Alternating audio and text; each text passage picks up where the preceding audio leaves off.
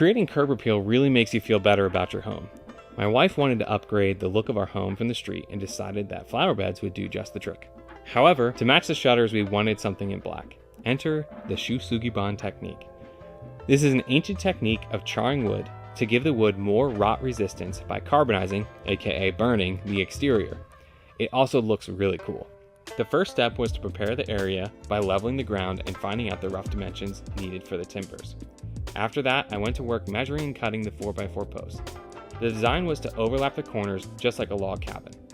After arranging them in place and to make sure everything was right, I drilled holes through the posts where necessary. These holes will later on get rebar pounded through them to hold the whole structure in place. Now it's time to burn.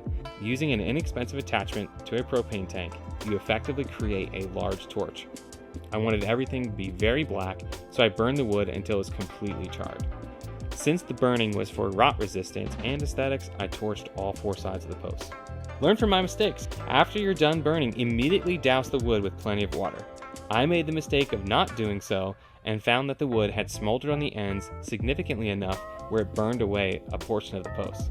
Fortunately, this worked into my project and you can't really notice it. Once everything had cooled, it was time to apply some tung oil. Well, outdoor defense oil, that is.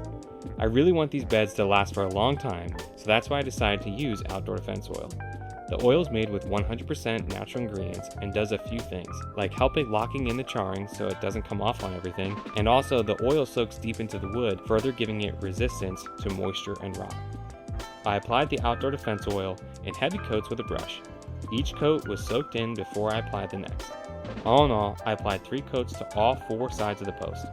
It's worth mentioning I did this in the shade so that the oil wouldn't flash cure on the surface.